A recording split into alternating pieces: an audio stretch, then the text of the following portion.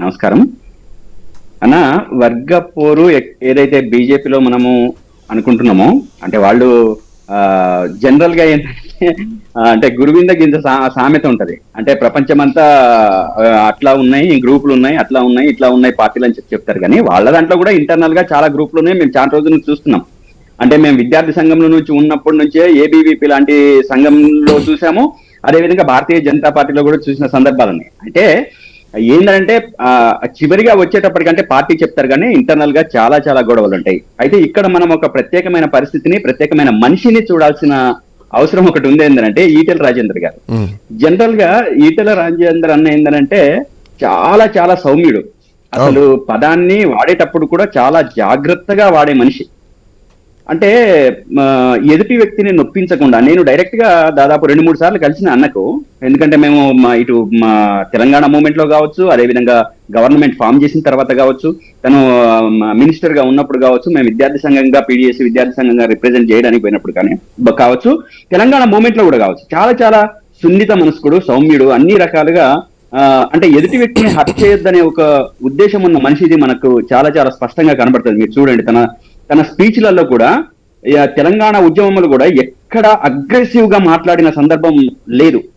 అంటే విషయాన్ని అర్థం చేయించడము, తెలంగాణ చైతన్యాన్ని, తెలంగాణ సోయిని ఎంకరేజ్ చేసే విధంగా ఉండేదే తప్ప అగ్రెసివ్ గా పోయే సందర్భం ఎక్కడ లేదు. తను బీఆర్ఎస్ నుంచి బయటకు వెళ్ళినప్పుడు కూడా ఇందాక మీరు అన్నట్టు ఎక్కడ కూడా పరుష పదజాలంలో కావచ్చు, లేకపోతే అగ్రెసివ్ వర్డ్స్ కావచ్చు యూజ్ చేసిన సందర్భమే లేదు.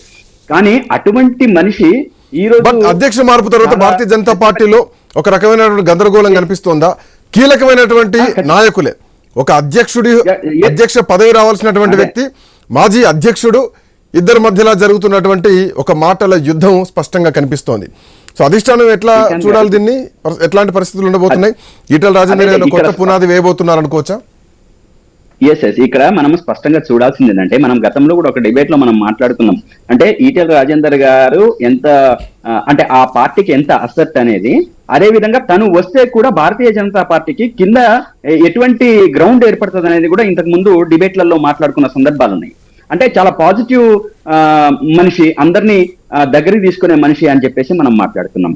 అంటే ఇందాక అంటే బండి సంజయ్ గారు తన నియోజకవర్గంలో ఓట్లు తగ్గడానికి ఇక్కడ కుట్రలు చేశారు, అట్లా చేశారు, ఇట్లా చేశారు అని చెప్పేసానంటే, ఈ రోజు నేను అంటే గతంలో అంటే ఎవరు ఏం మాట్లాడుకున్నా ఒక 15-20 రోజుల నుంచి మీరు ఈటెల రాజేందర్ గారు కాళేశ్వరం ప్రాజెక్టు మీద అంటే కమిషన్ కు వెళ్ళినప్పుడు, లేదా బయటకు వచ్చిన తర్వాత ఇంటర్వ్యూ ఇచ్చినప్పుడు తను పూర్తిగా అధినాయకుడితో విభేదించి బయటకు వచ్చిన మనిషి కాళేశ్వరం ప్రాజెక్టు తెలంగాణ ప్రాంతానికి ఎంత ముఖ్యమైంది, ఎంత లాభం చేకూర్చింది, తెలంగాణ ప్రజలకు ఏ విధంగా అది ఉపయోగపడదని చెప్పేసి చాలా చాలా సుస్పష్టంగా మాట్లాడిన వ్యక్తి. అంటే నేను ఇక్కడ ఏం చెప్పదలుచుకున్నానంటే, తను వేరే పార్టీలో ఉన్న ప్రజలకు ఉపయోగకరమైన పని ఒకటి జరిగితే దాని పట్ల ఒక నిబద్ధతతో ప్రజలకు వివరించే ఒక మనస్తత్వం ఉన్న మనిషి. అది ఎక్స్ పార్టీ అయినా సరే. కానీ అదే పార్టీలో ఉండి ఆ పార్టీ నాయకులకు వ్యతిరేకంగా పనిచేసి ఓట్లు తక్కువ వచ్చేటట్లు చేశాడు అని చెప్పేసి ఏదైతే బండి సంజయ్ గారు మాట్లాడారో, ఇది చాలా చాలా చాలా చాలా దురుస్తనం. అంటే ఈటెల రాజేందర్ గారి పట్ల ఆయన ఒక సంపూర్ణంగా ఒక ఆలోచనతోని, ఒక మంచి ఆలోచనతో లేడనడానికి ఇదొక మంచి ఉదాహరణ. కాబట్టి అన్న ఒక్క నిమిషం. కాబట్టి ఇక్కడ అధ్యక్ష ఎన్నికలలో కూడా ఆయనకు ఎవరు చెక్ పెట్టారు,